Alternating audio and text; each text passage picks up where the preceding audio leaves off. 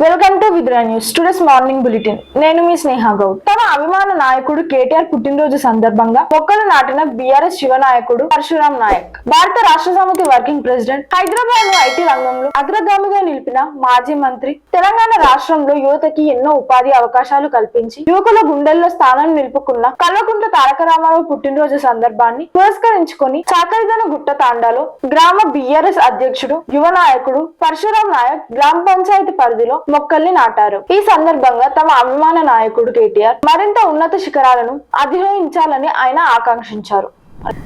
Gadwal town police station ను ఆకస్మికంగా సందర్శించిన జిల్లా SP T Srinivasarao Gadwal town police station ను ఆకస్మికంగా సందర్శించారు. ఈ సందర్శనలో భాగంగా ఎస్పీ పోలీస్ స్టేషన్ పరిధిలో ఉన్న సీసీటీవీ కెమెరాల పనితీరుని పరిశీలించారు. పోలీస్ స్టేషన్ పరిసరాలను, రికార్డులను మరియు సిబ్బంది నిర్వహిస్తున్న విధులను పరిశీలించారు. వారు ఏ విధులను నిర్వహిస్తున్నారో పరిశీలించారు. ముఖ్యంగా రాత్రిపూట పోలీస్ విధులను పటిష్టం చేయాలని, పెట్రోలింగ్, బ్లూ క్లోత్స్ మరియు బిట్ డ్యూటీలను సమర్థవంతంగా నిర్వహించాలని ఆదేశించారు. పోలీస్ స్టేషన్ కు వచ్చే ప్రతి ఫిర్యాదుదారునితో సిబ్బంది గౌరవంగా మెలగాలని, వచ్చిన ఫిర్యాదుపై తక్షణమే విచారణ చేపట్టి చట్ట ప్రకారం చర్యలు తీసుకోవాలని ఎస్పీకి సూచించారు. పోలీస్ స్టేషన్లలో పరిశుభ్రత మరియు 5S సూత్రాలను పాటించాల్సిన ఆవశ్యకతను చెప్పి స్టేషన్ ఆవరణంలో మొక్కలు నాటి పచ్చందనం పెంచాలని సూచించారు. ఎస్పీ గారి వెంట Gadwal CI T Srinivas, town SP Kalyan Rao ఉన్నారు.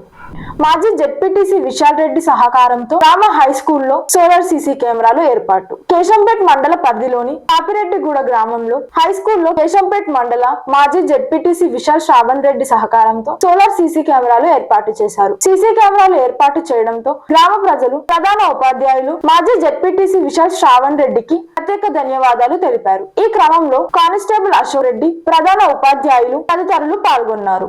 పవన్ ను అభినందించిన CM. Deputy CM Pawan Kalyan CM Chandrababu అభినందించారు. హరిహర వీరమల్లుకు విశేష స్పందన లభిస్తుండడం ఆనందంగా ఉందని చంద్రబాబు అన్నారు. అమరావతిలో కేబినెట్ భేటీ సందర్భంగా సూపర్ హిట్ కావాలంటూ ఆకాంక్షించారు. దీంతో చంద్రబాబుకి పవన్ కళ్యాణ్ ధన్యవాదాలు తెలిపారు. జనసేన నేతలు సంబరాలు చేసుకుంటున్నారు. జర్నలిస్టులకు గుడ్ న్యూస్. తెలంగాణ ప్రభుత్వం కీలక ప్రకటన.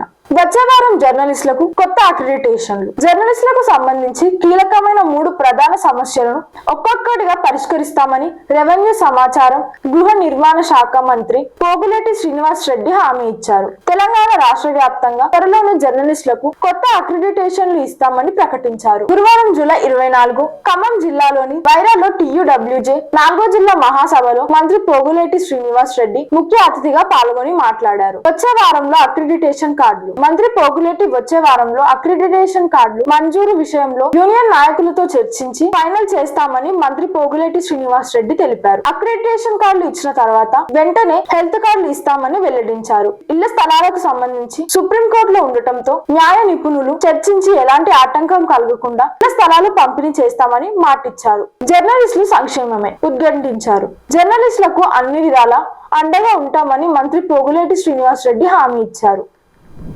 నాంపల్లి కోర్టుకి హాజరైన మంత్రి సీతక్క.